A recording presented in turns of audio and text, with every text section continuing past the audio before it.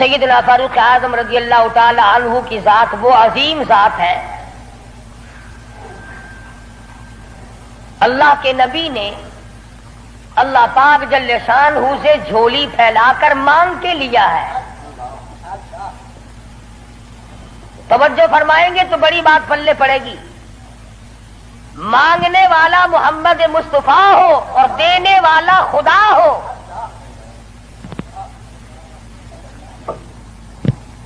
امام الانبیاء نے اپنی حیثیت کے مطابق مانگا ہوگا اور خدا نے اپنی حیثیت کے مطابق دیا ہوگا.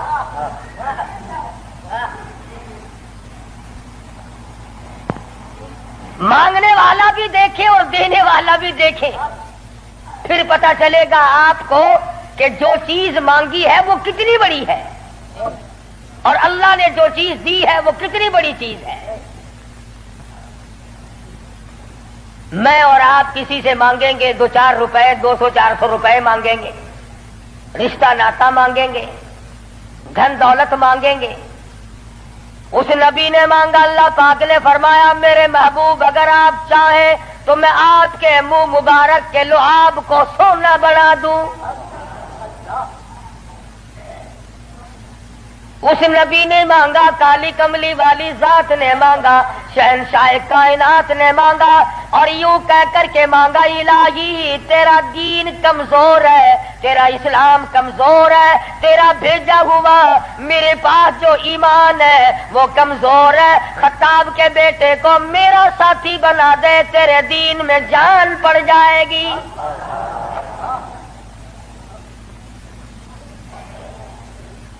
گویا فاروق اعظم اسلام کی شان و شوکت ہے, اسلام کی عظمت بن کر آئے, اسلام کی سربلندی بن کر آئے اور محبوب دو عالم صلی اللہ علیہ وسلم نے مانگا, خدا نے دیا. اس لیے علماء کرام کہتے ہیں تمام صحابہ کرام, تمام کے تمام صحابہ کرام, چاہے ابو بکر صدیق کیوں نہ ہو, عثمان ذی النورین کیوں نہ ہو, علی مرتضی رضی اللہ تعالیٰ عنہ کیوں نہ ہو, طلحہ زبیر کیوں نہ ہو, سعد ابی وقاص کیوں نہ ہو, خالد بن ولید کیوں نہ ہو, عبد الرحمن بن عوف کیوں نہ ہو, حضرت ابو عبیدہ بن جراح کیوں نہ ہو, امیر معاویہ رضی اللہ تعالیٰ عنہ اجمعین, کوئی کتنا بڑا صحابی کیوں نہ ہو, علماء کرام کہتے ہیں تمام کے تمام صحابہ حضور کے مرید ہیں, فاروق اعظم حضور کی مراد ہے.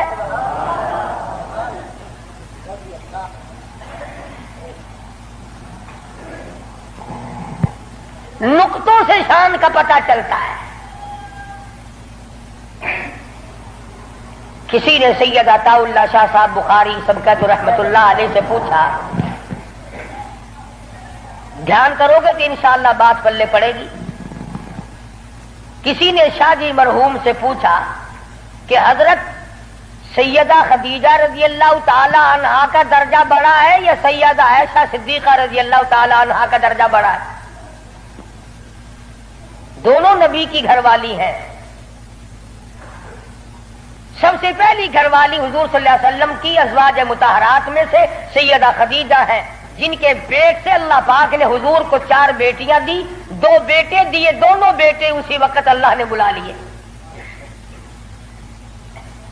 اور اس میں بھی بڑی حکمت تھی کہ ایک لڑکی کی نسل آگے اللہ نے چلائی. دیکھ لو آج تمہارے سامنے کیا کیا فرقہ بندی, اگر نبی کا بیٹا زندہ رہتا تو کیا بنتا. تو شاہ جی مرحوم سے کسی نے پوچھا کہ سیدہ خدیجہ کا درجہ بڑا ہے یا سیدہ عائشہ صدیقہ کا درجہ بڑا ہے؟ تو شاہ جی مرحوم نے جواب دیا کہ ترازو تو میرے پاس نہیں جو میں درجوں کو تول لوں. اتنی بات معلوم ضرور ہوتی ہے کہ خدیجہ محمد ابن عبداللہ کی بیوی ہے اور عائشہ صدیقہ محمد الرسول اللہ کی بیوی ہے. یعنی فرق یہ سمجھایا کہ سیدہ خدیجہ کا جس وقت نکاح ہوا اس وقت حضور مکے میں محمد ابن عبداللہ تھے, اور جب عائشہ صدیقہ حضور کی جھولی میں آئی تو محمد الرسول اللہ تھے صلی اللہ علیہ وسلم.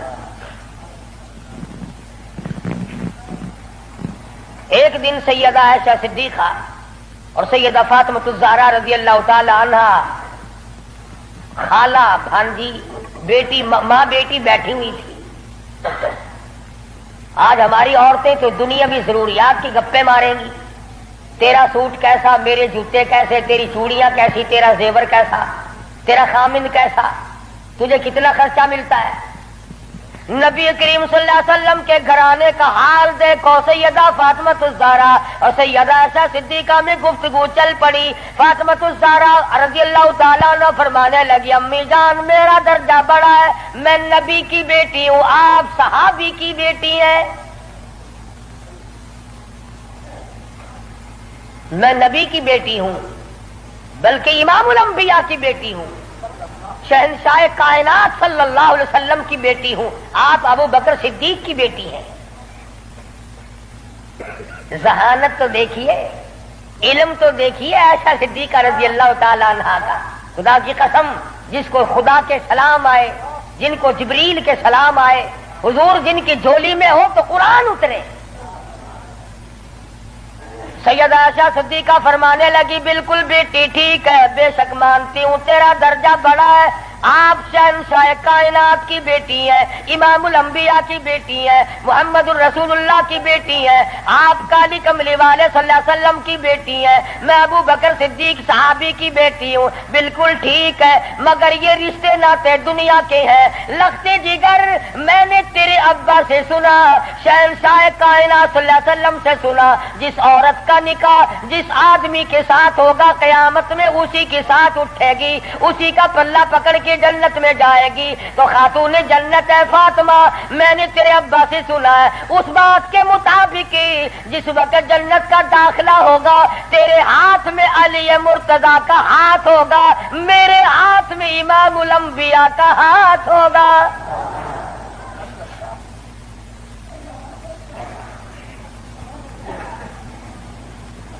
میں اپنے خامن کے ساتھ جنت میں جاؤں گی، آپ اپنے خامن کے ساتھ جنت میں جائیں گی. تو ان حضرات کے یہاں تو گفتگو بھی اس قسم کی تھی. فاروق اعظم رضی اللہ تعالی عنہ آپ صلی اللہ علیہ وسلم کی مراد مانگ کے لیا. ایسے وقت میں مانگا جب مسلمان پریشان تھے. مسلمانوں کو اپنا ایمان اظہار کرنے کا موقع نہیں تھا، مخفی اسلام رکھتے تھے. یہ اسلام کا شیر آیا، بہادر آیا تو تمام صحابہ کرام، بعض نے لکھا ہے جس دن فاروق اعظم مسلمان ہوئے اللہ کی دھرتی پہ آسمان کے نیچے کل 14 مسلمان تھے. اور ایک روایت یہ ہے کہ 39 مرد عورت پہلے تھے، 40 میں فاروق اعظم ہے. پھر بھی لمبی چوڑی کوئی بات نہیں. اور ایمان لانے کا سبب بھی بڑا عجیب بنا ہے. کفر میں بڑے پکے تھے. پکا آدمی ہر جگہ پکا ہوتا ہے، ڈھلا آدمی ہر جگہ ڈھلا ہوتا ہے. ایک دن بت کی پوجا کر رہے تھے، اس بت میں سے آواز آئی اتنا بڑا آدمی ہو کر تیری مت ماری گئی، مجھ پتھر کو پوج رہا ہے، خدا کی پوجا کر. حضور صلی اللہ علیہ وسلم کے بارے میں خیال ہوا کہ یہ شاعر ہے. قرآن کریم پڑھتے ہوئے سنا، تردید ہوتی چلی گئی. کفار مکہ اکٹھے ہوئے، کہنے لگے نبی کی تحریک کو ختم کرو، نبوت کو قتل کر دو، امام الانبیاء صلی اللہ علیہ وسلم کو قتل کر ڈالو، یہ تحریک ختم ہو جائے گی، دین ختم ہو جائے گا، اسلام ختم ہو جائے گا. مشورہ ہوا آپس میں بیٹھ کر اس کام کو کون کرے. سارے مکے والوں نے اتفاق کیا خطاب کا بیٹا کر سکتا ہے. پتا چلا کہ کافر بھی بڑا بہادر شمار کرتے تھے. اپنے ذمے لے لیا، تلوار لی، چل پڑے قتل کے پروگرام سے، ارادے سے. صحابی راستے میں ملے، انہوں نے تیور بدلے ہوئے دیکھے تو گھر کا راستہ پھیر دیا. کہا کہ تیری بہن اور بہنوئی دونوں مسلمان ہو چکے ہیں، تمہارے گھر میں دین داخل ہو چکا ہے، اس وقت طبیعت میں مزید جلال آ گیا، میرے گھر میں دین آ گیا، ایمان آ گیا، اسلام آ گیا۔ دروازے پہ جا کے دستک دی، دروازہ زور سے کھٹکھٹایا، بہن سمجھ گئی میرا بھائی آ گیا جو ابھی کفر میں ڈوبا ہوا ہے۔ صحابی قرآن کریم پڑھا رہا ہے، میاں بیوی کو یاد کرا رہا ہے۔ آج میاں بیوی تو مل کر کیا قرآن یاد کریں گے، اولاد کو قرآن کریم پڑھانے کے لیے آج کا مسلمان تیار نہیں۔ صحابی کو چھپا دیا، اندر داخل ہوئے، پوچھا تم کیا کر رہے تھے، کیا پڑھ رہے تھے؟ فوراً جواب دیا اور کہہ اٹھے تجھے کیا مطلب ہے؟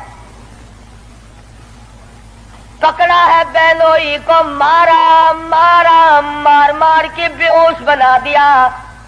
بہن اٹھی، کہنے لگی ہے عمر آج کیا اپنی بہن کو بیوہ کرنے کا ارادہ ہے؟ اجاڑنے آئے ہو، بسے ہوئے گھر کو برباد کرنے آئے ہو۔ بہنوئی کو چھوڑ دیا، بہن کو پکڑ لیا، اتنا مارا، ناک سے خون جاری، آنکھوں سے خون جاری، منہ سے خون جاری، مارا ہے اپنے دین کی وجہ سے۔ اللہ پاک نے بہن کو توفیق دی، وہ کہنے لگی ہے عمر دل سے نکال دی یہ بات کہ مار مار کے توحید کی امانت میرے سینے سے نکال دو گے۔ یہ تو خون کے قطرے قطرے میں بسی ہوئی ہے، رگ و ریشوں میں بس چکی ہے۔ تو مارتا تھک جائے گا، میں مار کھاتی نہ تھکوں گی۔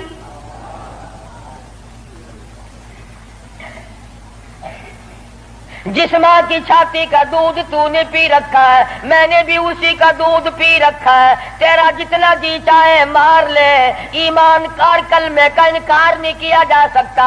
اس لیے شاعر کہتا بہن بولی عمر ہم کو اگر تو مار بھی ڈالے، شکنجوں میں کسیا بوٹیاں کتوں پہ نچوا دے، جو تیرا جی چاہے کر گزر۔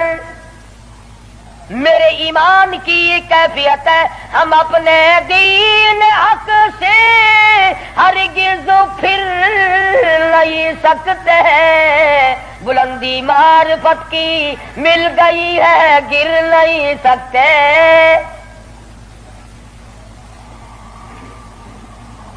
جو تیرا جی چاہے کر گزر، قیمہ بنا سکتے ہو، بالکل جان ختم کر سکتے ہو، پر ایمان کا دامن نہیں چھڑا سکتے۔ عورت ذات اور حالت یہ ہے بہن سے نام حق، آنکھوں سے آنسو منہ سے خون جاری، عمر کے دل پہ اس نقشے سے عبرت ہو گئی تاری۔ سوچتے ہیں میرے سامنے کبھی بولی نہیں، آج کیسے بول رہی ہے؟ کیا بات ہے؟ بھائی سے ڈر جانے والی بہن، روب کھانے والی بہن، کبھی میرے سامنے کلام نہیں کیا۔ کس چیز نے آج اتنی طاقت دے دی، جرأت دے دی، شجاعت دے دی، بہادری دے دی، اسپرٹ داخل کر دی؟ آج مجھے چیلنج کر رہی ہے، علل اعلان کہتی ہے تو مارتا جا، میں مار کھاتی جاؤں گی۔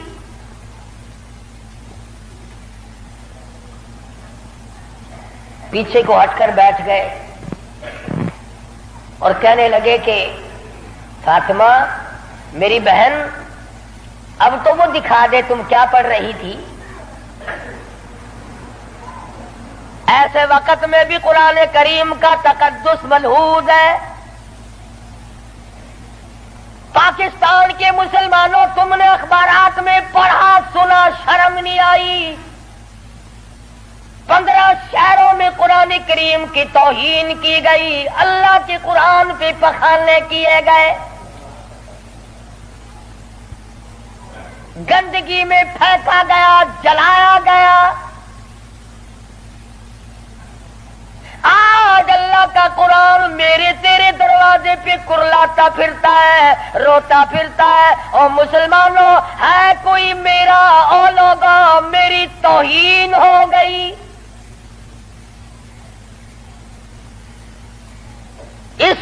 وارث کون بنے؟ قرآن کریم کے وارث مدینے کے قبرستان میں سو گئے۔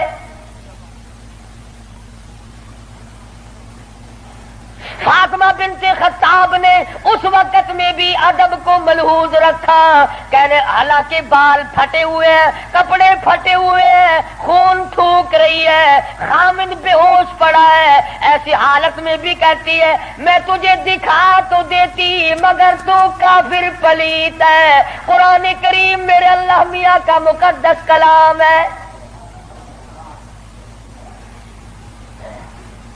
عورت ذات ہو کر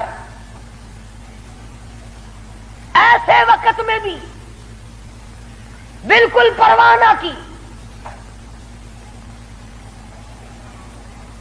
آج ہم قرآن مجید کی جھوٹی قسمیں کھانے کے لیے تیار ہیں، اس کو تعویذ گنڈوں میں استعمال کرنے کو تیار ہے، مر جائے کوئی میت کی بغل میں رکھ کر قبر تک لے جانے کا مشغلہ بنا لیں گے۔ اور قرآن کریم کے وارث کہاں گئے؟ قرآن کریم کے مالک کہاں چلے گئے؟ جو یوں پوچھے بے ادبی کرنے والوں تم کون ہو؟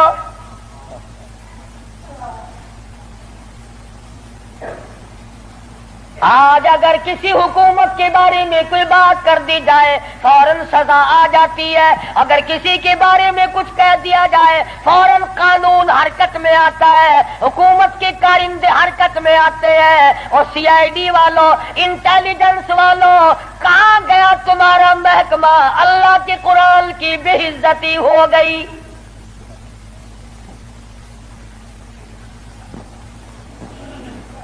جاؤ فاطمہ بنت خطاب کی قبر سے جا کے پوچھو، لہو تھوک رہی ہے، خامد بے ہوش پڑا ہے، بھائی نے سر کے بال پکڑ کے مارا ہے۔ ارے اور اندازہ لگاؤ، ایک تو مارنے والا غیر ہو، رب ذوالجلال کی قسم یہ فاطمہ بنت خطاب کے جگر سے پوچھو، مارنے والا بھائی ہے، مار کھانے والی بہن ہے۔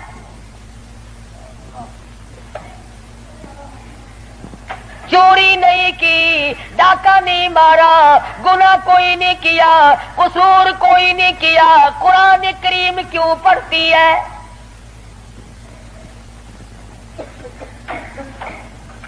کہنے لگی میں تمہیں دکھا تو دیتی مگر تو ابھی کافر پلیت ہے، وہ میرے اللہ کا کلام پاکیزہ ہے، پاک ہے، وہ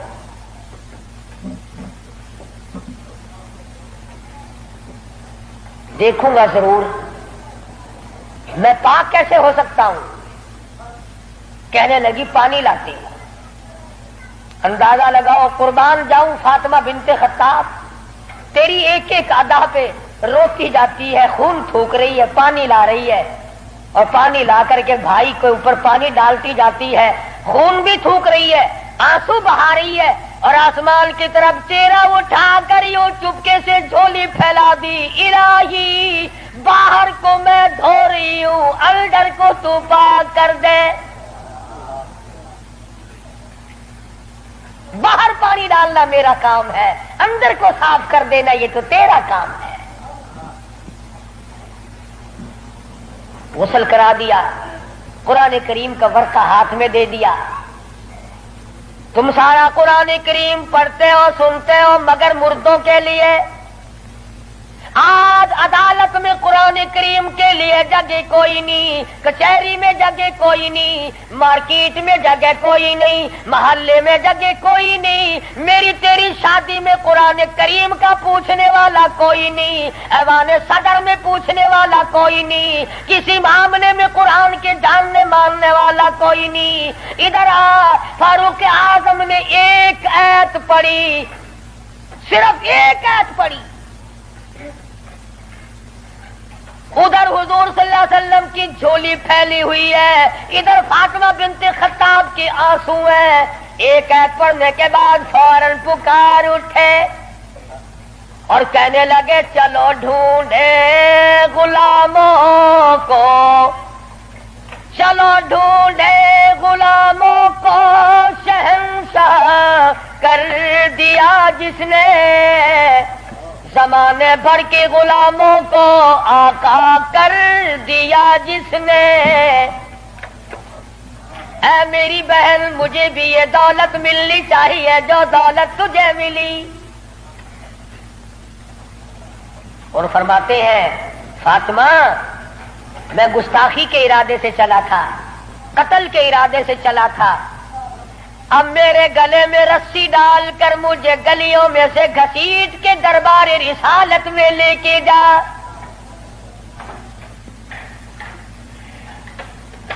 سجدہ شکر کیا بہن نے, الہی تیرا شکر ہے میرے بھائی کو ہدایت ہو گئی, میں اپنی مار بھول گئی, میں اپنا دکھ بھول گئی, اپنی پریشانی بھول گئی, زخموں کو بھول گئی. اے میرے اللہ تیرا لاکھ لاکھ شکر ہے میرے بھائی کو اسلام کی دولت مل گئی.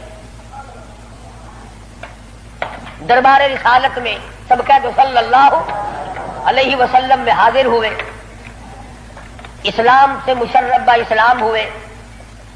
حضور صلی اللہ علیہ وسلم نے وضو فرمایا, نماز کی نیت باندھنے لگے. فاروق اعظم نے پوچھا کیا کرو گے؟ کہ نماز پڑھوں گا. عرض کیا نماز کیا چیز ہے؟ فرمایا میرے اللہ کا حکم ہے, میرے اللہ کی یاد ہے, عبادت ہے. کھاتا نا آخر فاروق ہلکی سے تو نہیں مانگی تھی کالی کملی والے نے صلی اللہ علیہ وسلم. بہادر بول اٹھا میرے آقا, وہ دن گئے جب آپ کوٹڑی میں نماز پڑھا کرتے تھے, چھپ چھپ کر نماز پڑھا کرتے تھے. یہ آج سے پہلے کی باتیں تھی. ساری دنیا حرم میں عبادت کرے, بیت اللہ میں عبادت کرے, آپ کوٹڑی میں نماز ادا کرے کیوں؟ اسی وقت چلو بیت اللہ میں نماز ہوگی.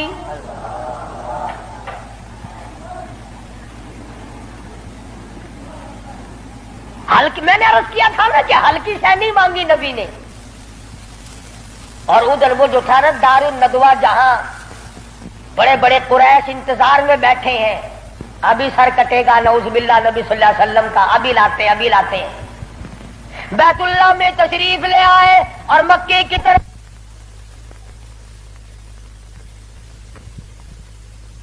بچے دوڑے لو بھی کام بن گیا. جس کام کے لیے ہم نے بھیجا تھا وہ کام بن گیا. نعوذ باللہ نبی کو شہید کر دیا گیا. سامنے آئے فاروق اعظم فرمانے لگے آؤ, جس نے اپنے بچے یتیم کرانے ہو وہ مقابلے میں آ جائے, جس نے اپنی بیوی کا سہاگ اجاڑنا ہو سامنے آؤ. وہ دن گئے جب تم میرے محبوب کو تنگ کیا کرتے تھے. اب انگلی کا اشارہ کرو گے میں انگلی کو کاٹ کے رکھ دوں گا, آنکھ کا اشارہ کرو گے اپنے محبوب کی حمایت میں تمہاری آنکھ نکال کے پھینک دوں گا.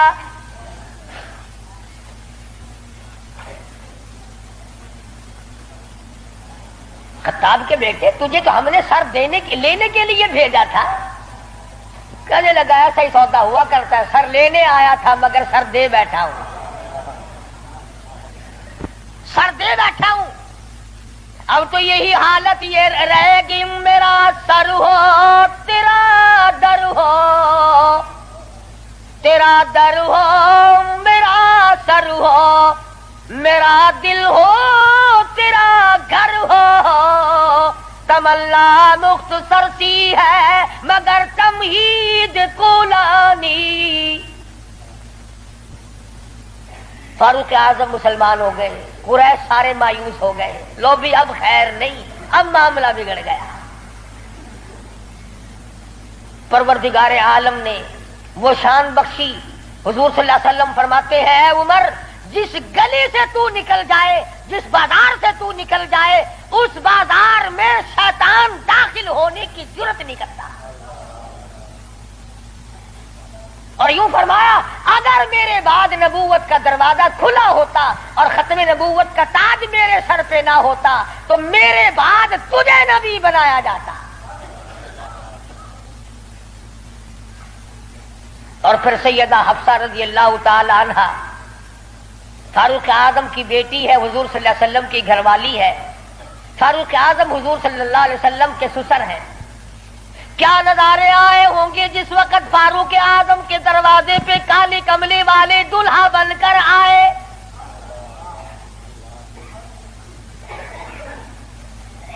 جس کا داماد امام الانبیاء ہو, کیا کہنا اس کی عظمتوں کا. اور پھر تمام صحابہ کرام میں جلیل القدر مرتبہ، عظیم مرتبہ، اس طرح سے زندگی گزاری. ایک یہودی اور ایک منافق مسلمان کے درمیان جھگڑا ہوا تلوار پہ. وہ کہتا تھا میری ہے، مسلمان تو نہیں تھا، منافق تھا، وہ کہتا تھا میری ہے. جناب رسول کریم صلی اللہ علیہ وسلم نے فیصلہ فرمایا کہ یہودی کی تلوار ہے، تیرے پاس شاہد نہیں، گواہ نہیں. منافق جانتا تھا کہ فاروق اعظم تیز مزاج آدمی ہے. فاروق اعظم کے پاس آیا اور کہنے لگا کہ میرا اور اس یہودی کا جھگڑا ہے، فیصلہ کریں آپ. تلوار پہ جھگڑا ہے ہمارا، یہ کہتا ہے میری ہے اور میں کہتا ہوں میری ہے. یہودی نے چپکے سے کہا کہ جی ہاں آپ فیصلہ کر دیں. پہلے محمد عربی صلی اللہ علیہ وسلم نے بھی فیصلہ فرمایا. حضرت عمر نے پوچھا حضور نے فیصلہ کر دیا؟ کہ جی ہاں حضور نے میرے حق میں فیصلہ کیا. یہودی کہنے لگا. اور فاروق اعظم نے اس منافق سے پوچھا کیوں بے تو کیوں آیا یہاں؟ کہنے لگا جی میں تو آپ سے فیصلہ کراؤں گا. انہوں نے تو اپنے آدمی کی بھی پاسداری نہیں کی. دیکھو نا یہ تو یہودی ہے، کافر ہے، اس کو تلوار دے دی.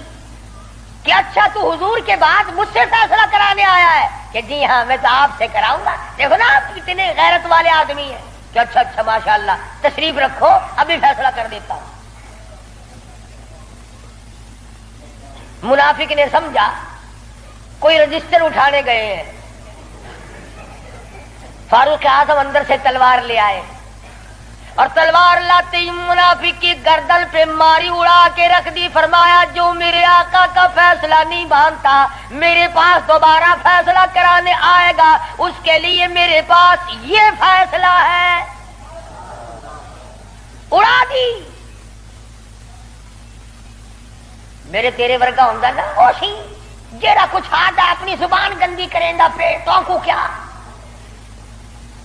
صحابہ رسول کو تبرہ کرے اپنی زبان گندا کردہ کھڑا اپنی زبان بکدا پیا تیرا کیا بگڑتا ہے؟ اور میں آتا تیری دھی کو مندہ کڈھے وال اپنی زبان گندی کرتا ہے تینوں غیرت دا جوش کیوں آندا ہے؟ تجھے بہن کی گالی دے پھر بھی تو زبان گندی ہے. تجھے بیٹی کی گالی دے دے پھر بھی تو زبان گندی ہے. تجھے ماں کی گالی نکال دے پھر بھی زبان گندی ہے. تو قتل کر دیتا ہے قتل ہو جاتا ہے ہوش کھو بیٹھتا ہے غیرت کا مارا. اور رب ذوالجلال کی قسم میری تمہاری کروڑوں بیٹیوں کی آبرو قربان کر دو سیدہ عائشہ صدیقہ کے جوتے مبارک پہ.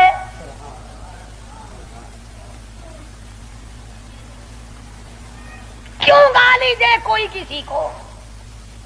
کہاں سے جرت آ گئی؟ کیوں جرت کرتا ہے کوئی کسی صحابی کو یا کسی صحابیہ کو گالی دینے کی؟ وہ مذہب کس کام کا جس میں گالیاں دی جائے؟ وہ مذہب ہے کوئی؟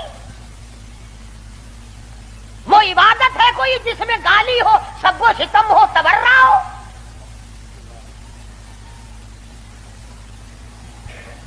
آج اگر کسی مغلیہ خاندان کے فرزند کی حکومت ہوتی ہم پھر دیکھتے کہ کون ہے امیر معاویہ کو سب و ستم کرنے والا اور کون ہے اما عائشہ کو بھونکنے والا. اور میرا ایمان ہے، میں یہ جوش دلانے کے لیے نہیں کہتا، میرا ایمان ہے جس کان نے صحابہ کرام کا تبرہ سنا یا اپنی اما کی شان میں گستاخی سنی، جب تو 50,000 سال کا پیاسا ہوگا تیری آنکھ نے پانی نہیں دیکھا ہوگا، نہ ندی نہ نالا نہ چشمہ نہ کنواں نہ سمندر نہ دریا، سوا نیزے پہ سورج ہوگا اور 50,000 سال کا ایک دن گزرے گا. اور جب تو کالی کملی والے صلی اللہ علیہ وسلم کے دربار میں حوض کوثر پہ جائے گا، میرا ایمان ہے اما ایسا تیرا دامن پکڑ کر چٹک کے پوچھیں گی بیٹا تو ہی تھا جو میری شان میں گالیاں سنا کرتا تھا.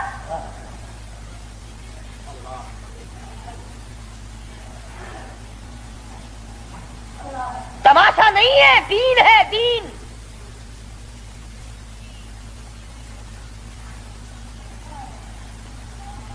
سیدنا فاروق اعظم رضی اللہ تعالی عنہ ان عظیم ہستیوں میں سے ہیں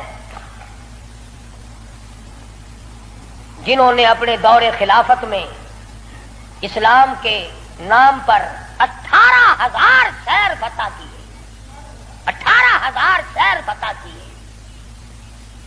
کوئی مائی کا لال ایسا کام قیامت تو آ سکتی ہے مگر فاروق اعظم کی طرح تو فتح تو کر کے دکھائے.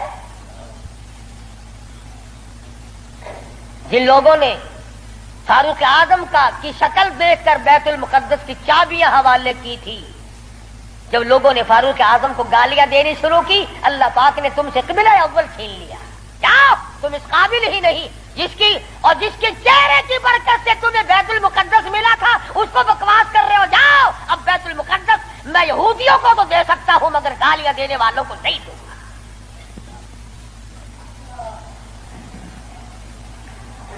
بڑی عظمت کے مالک ہے سیدنا فاروق اعظم رضی اللہ تعالی، جنہوں نے اپنے دور خلافت میں وہ عدل کیا.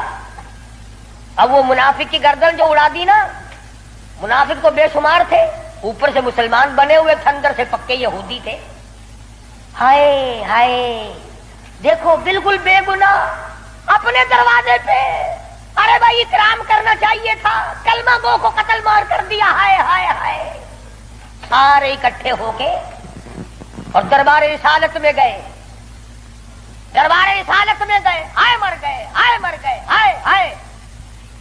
حضور صلی اللہ علیہ وسلم نے پوچھا کیا ہوا؟ ارے بس وہ تمہارا ہے نا. وہ کون؟ ارے وہ بڑا، آپ نے بڑا بنا رکھا ہے نا اسے. کون؟ اجی وہ ہے نا جس کو فاروق اعظم کہتے ہیں، عمر. ہاں. حضور صلی اللہ علیہ وسلم نے فرمایا ہاں ہاں کیا بات ہے، بالکل بے گناہ، بے قصور، بے خطا، بڑا نیک آدمی، حاجی، قاضی، نمازی، تلوار ماری گردن اڑا دی مسلمان کی. ہاں یہی تو دکھ ہوا، مسلمان کو مار دیا، بدلہ دلواؤ، جلدی کرو. انہوں نے سوچا چلو ہمارا تو ایک کمینہ گیا پر بدلے میں فاروق اعظم کو قتل کریں گے. امام الانبیاء، محبوب کبریا حضرت محمد مصطفیٰ صلی اللہ تعالی علیہ وسلم نے فاروق اعظم کو بلا بھیجا. بلا کے فرمایا اے فاروق، یہ کیا بات کہہ رہے ہیں؟ کہتے ایک مسلمان کو آپ نے قتل کر دیا بغیر کسی وجہ کے. فاروق اعظم پریشان ہوئے، میں اب کیا کروں؟ ادھر سے جبریل امین قرآن لے کر آ گیا. فلا وربک. لوگوں، وہ کتنی بڑی شان کے مالک ہوں گے جن کی ضرورتوں کے مطابق قرآن اترا.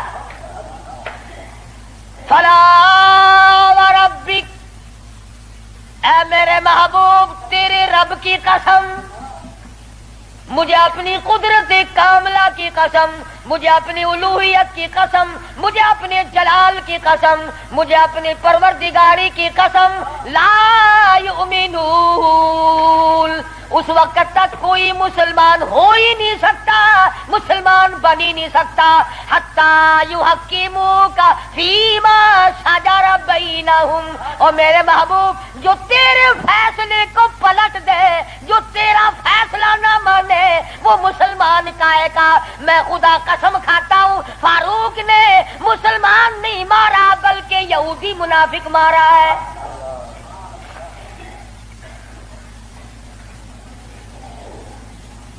جب قرآن کریم آ گیا، بڑے بھاگے وہاں سے کپڑے جھاڑتے ہوئے کہنے لگے توبہ توبہ، اس کی تو آسمانوں تک بات جاتی ہے، آسمانوں تک. وہ فاروق بیت اللہ میں مدنی کریم صلی اللہ علیہ وسلم تشریف فرمائے. عرض کیا میرے آقا میرا دل چاہتا ہے کہ مقام ابراہیم پہ 2 رکعات پڑھا کروں. فرمانے لگے عمر، اللہ کے امر کے بغیر میں تو سانس نہیں لیتا. اسی وقت قرآن کریم آ گیا، واتخذوا من مقام ابراہیم مصلی. 17 مقام ایسے ہیں، یاد کر لیا کرو کوئی بات. ویسے تو تمہارے بڑے یاد رہتے ہیں میرے بینک میں کتنے ہیں، فلاں سے کتنے لینے ہیں، مسئلے یاد نہیں رہتے. 17 مقام ایسے ہیں جو فاروق اعظم نے فرش پہ چاہا، میرے اللہ نے عرش پہ وہی چاہا. فاروق کی تمنا کے مطابق قرآن اترا. پردے کے مسئلے میں، بدر کے قیدیوں کے مسئلے میں، مقام ابراہیم پر نماز کے مسئلے میں، منافق کے قتل کے مسئلے میں کتنی مقامات آتے ہیں قرآن کریم میں. جو فاروق اعظم نے خدا کی زمین پہ چاہا، اللہ نے اسی کو پسند کر کے عرش پہ چاہا. کتنا بڑا آدمی ہے جس کی چاہت عرش والے سے مل جائے. اور پھر ساری زندگی انصاف کیا، اس قسم کا عدل کیا، اس قسم کا انصاف کیا کہ دنیا شاہد ہے. اولاد کی تربیت کی ہے، اپنی اولاد کو سنبھالا ہے. حکومت ہے فاروق اعظم کی رضی اللہ تعالی عنہ. چھوٹا سا آپ کا پوتا کھڑا ہے ابو موسیٰ عشری، سب کہو رضی اللہ تعالی عنہ. حضور صلی اللہ علیہ وسلم کا ایک صحابی ہے، اس نے بیت المال میں یعنی سٹور میں خزانے والے کمرے میں جھاڑو دی، وہاں سے ایک درہم ملا مٹی میں سے، کوڑے کباڑ میں سے چونی مل گئی. ابو موسیٰ عشری نے فاروق اعظم کا ننھا سا چھوٹا سا پوتا کھڑا ہوا تھا اس کے ہاتھ پہ رکھ دیا. بچہ ہے، کوئی شے لے لے گا، کوئی مالک تو نہیں اس کا، یہ تو گرا پڑا ملا ہے، کوڑے کرکٹ میں سے ملا ہے، اس کمرے میں سے ملا جہاں مسلمانوں کا خزانہ ہوتا تھا. پوتا دادا کے پاس چلا گیا. فاروق اعظم نے جب بات کی تو پتا چلا بچے کے کچھ منہ میں ہے. فرمایا بیٹا منہ میں کیا ہے؟ عرض کیا دادا جان پیسہ ہے. کہاں سے آ گیا؟ ابو موسیٰ عشری نے دیا. نکال کے دیکھا تو ایک درہم. خوش نہیں ہوئے، میرے پوتے کے ساتھ محبت کی ہے، خوش نہیں ہوئے. بلایا ابو موسیٰ عشری کو اور فرمایا ابو موسیٰ، اس اللہ کی دھرتی پہ آسمان کے نیچے تجھے میری اولاد سے زیادہ کوئی ذلیل نظر نہیں آیا؟ قوم کا پیسہ، بغیر تقسیم ہوا پیسہ، بیت المال کا ٹکا تو نے میرے بچے کو کیوں دیا؟ مار مار کر تیرا بگاڑ دوں گا. یوں تربیت کی ہے فاروق اعظم نے اپنی اولاد کی. آج ہم گڑپ چھڑپ مل جائے صحیح اولاد کا کھاتا پورا ہی پورا کرنا. پھر وہ فاروق جس کا آخری وقت آیا تو نماز میں،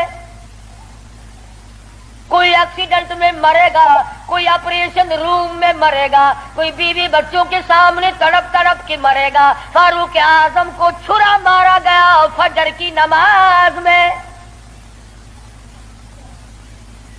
بے ہوش ہو کر گر پڑے. اس کے بعد اپنے لگتے جگر حضرت عبداللہ کو بلوایا رضی اللہ تعالی اور فرمایا بیٹا جا سیدہ عائشہ صدیقہ کے پاس چلا جا اور جا کر میرے لیے ایک بھیک مانگ لا.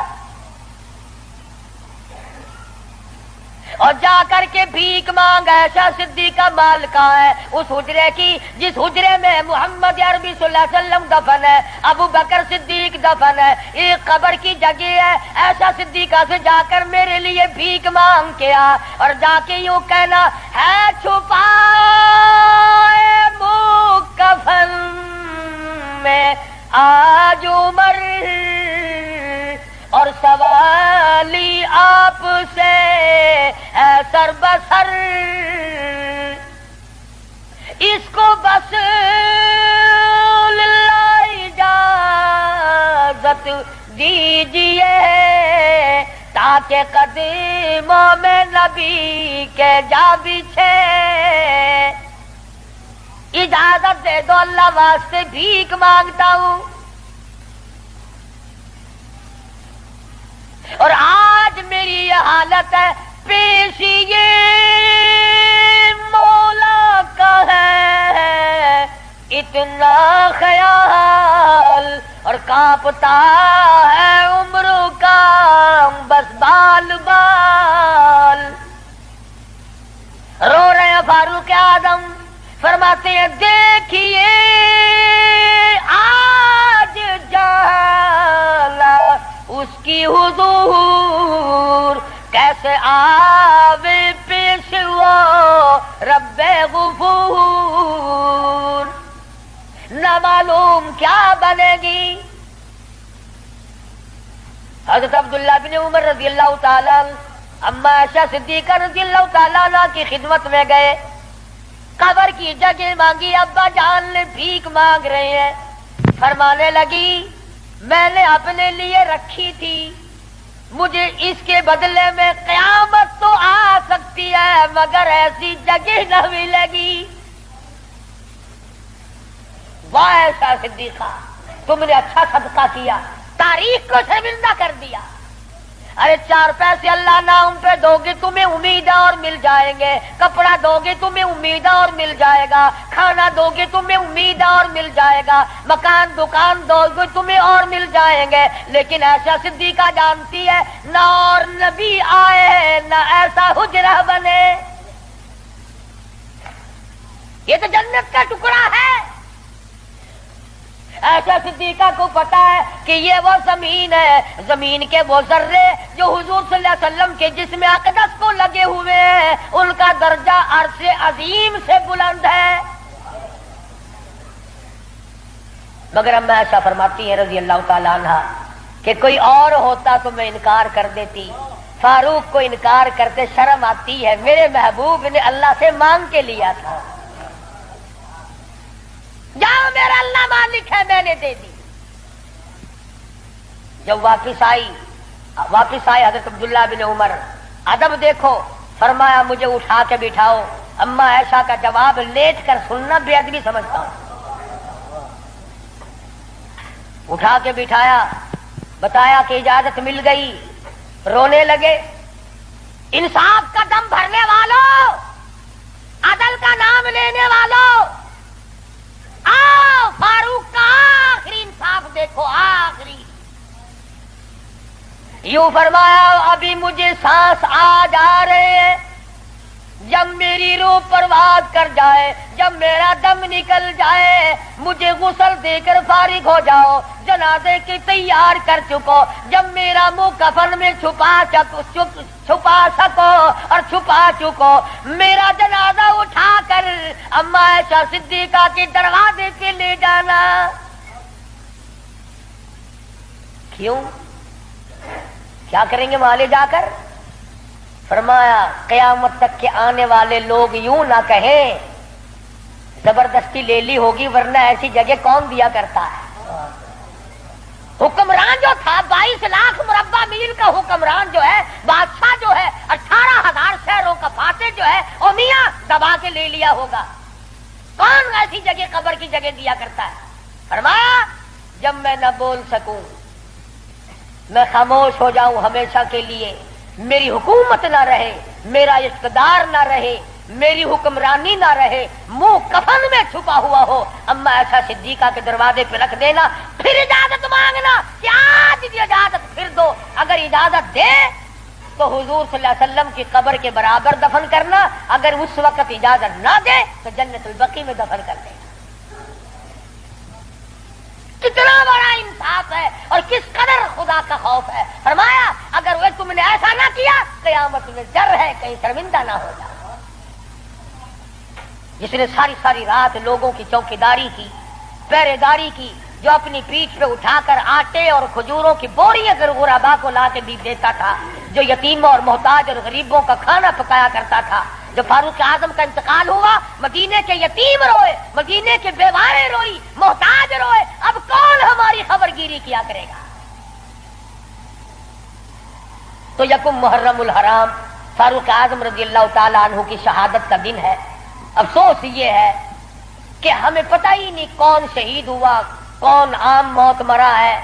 عثمان ذی النورین شہید مدینہ ہے رضی اللہ تعالی عنہ، فاروق اعظم شہید مدینہ ہے، بلکہ شہید مسجد نبوی ہے۔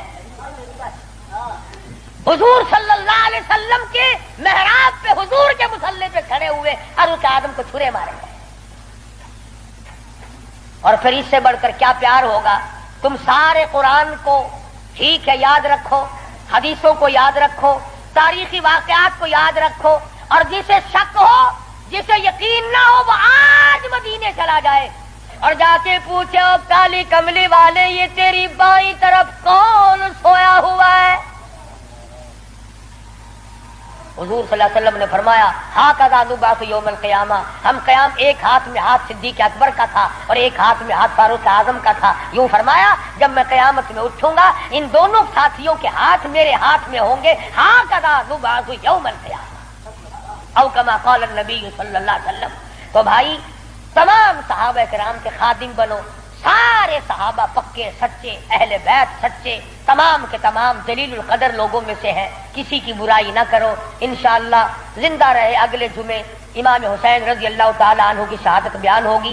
باقی ان دنوں میں لوگوں میں دستور ہے، رواج ہے، شہادت نامے غلط غلط کتابیں چھپی ہوئی ہیں، جنگ نامے پڑھنے کا، جنگ زیتون پڑھنے کا، اور غلط غلط روایات قسم کی باتیں سننے کا۔